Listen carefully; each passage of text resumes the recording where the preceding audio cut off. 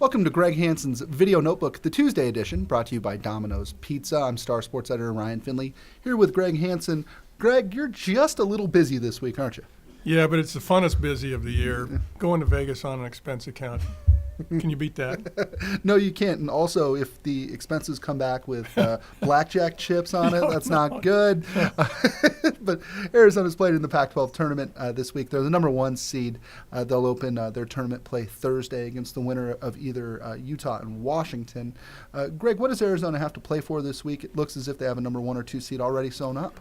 I think they have to play for their psyche. Mm-hmm. Maybe that's the only thing they have to play for. Mm-hmm. I agree the seed is sewn up unless they get bumped off on Thursday by, say, Washington. Mm-hmm.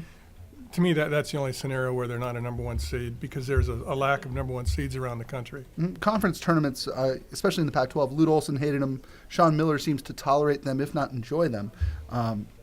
Is it as much a dress rehearsal for what's coming the next week as it is anything when you're a school like Arizona? You know, I think Arizona can put it in those terms, a dress rehearsal. Mm-hmm. I don't think anybody else in the league can. Maybe UCLA this year. Mm-hmm. Nobody else. Mm-hmm. And maybe that's why Lute didn't like it, because it was always a dress rehearsal. They were always going to get the same seed. And it's not like that anymore. And when Sean Miller went ballistic last year, we knew that he was all in. Sure. Did he touch the ball? I saw the replay so many times, yeah. Greg, you just returned from Oregon here on Sunday. The Wildcats lost to Oregon. What did that game against the Ducks show you? I thought it showed Arizona's vulnerabilities a little bit. Mm-hmm. Their outside shooting is not good. You know, it's not one of the top 50 in the country, potential-wise. And I thought they got tired. And Sean Miller mentioned this after the game, and I didn't see it printed anywhere. I should have written it, that he thought maybe the reserves were a little bit scared to get the ball. When Elliott Pitts stepped out of bounds, when Gabe York just kind of seized up, he mentioned that those two guys were scared. And if you're scared playing at Oregon in a game that really doesn't mean anything, what's it going to be like when the stage intensifies now? Sure. I know it's not Matt Court, but Matt Knight Arena seemed to be rocking over the weekend. From what you saw, Greg, where does it rank on your list of Pac-12 places to play?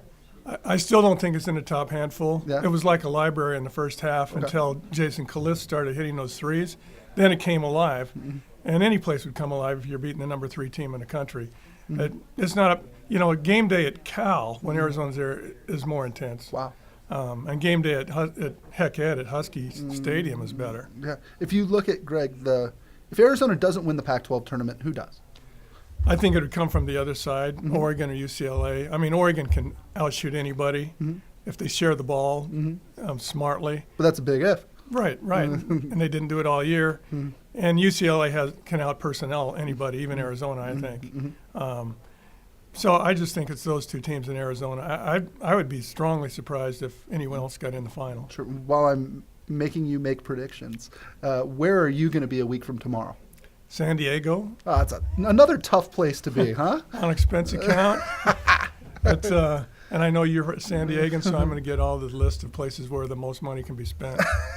If you don't go to Kono's Beach Cafe while you're there, I'm going to be furious. Right. So basically, you're thinking San Diego, whether Arizona's a 1 or a 2, they'll probably go there because San Diego State has to go somewhere else? Right. There's no other geographical team that makes sense. It's going to be Arizona, even if they lose the first game, as a 1 or a 2. So, my reservations on the plane are already made. Nice. Is ASU going?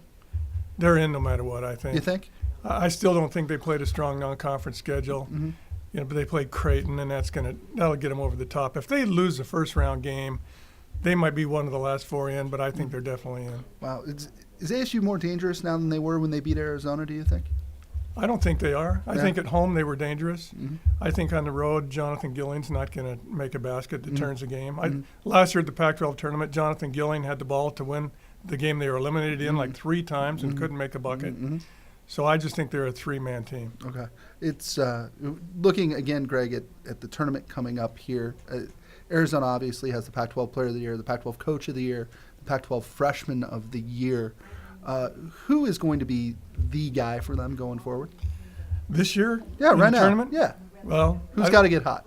I think Aaron Gordon's got to make his foul shots. Yeah. To me, it's as simple as that. If Aaron Gordon goes 2 for 9 from the foul line after the first game, Arizona's out. I think. This is Greg Hansen's video notebook brought to you by Domino's Pizza. Greg, one more thing, and then we'll get you on that plane to Vegas. All right. In terms of the NCAA tournament, we've seen in the past that the best team doesn't necessarily always win it all. For Arizona, is it as simple as making their foul shots and continuing to play good defense? I think it is. What else can they do?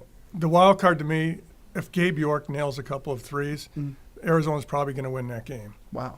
So he's sort of like Jordan Mays was a couple years ago, where he Good bailed call. Arizona out of a couple of tournament Good games. call. And those games are so thinly decided that if Gabe York nails some threes, I think Arizona moves on. And the night he doesn't make the threes, I think they move out. Wow. Caleb Tarczewski seems to be doing more and better things inside of 5 feet. We've seen some nice up and unders from him, some nice finishes. Is this him rounding into an NBA draft kind of player right now? I would put it that way too. Yeah. I think he definitely has to come back a year. I think if Arizona goes to the Elite Eight or Final Four, he might not come back. I think Rondé Hollis Jefferson might not come back. I think he's willing to spend a year in the D League with Grant Jarrett.